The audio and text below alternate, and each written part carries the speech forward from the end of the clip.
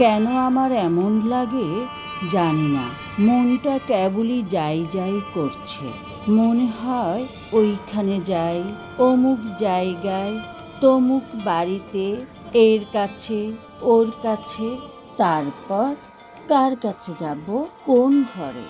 তোমাদের ভাঙা দালানের সিঁড়ির নিচে, বিসর্জনের বকুলতলায় নিজের ছায়াকে আড়াল করে তোমার পেছনে ছুটেছি বহুকাল।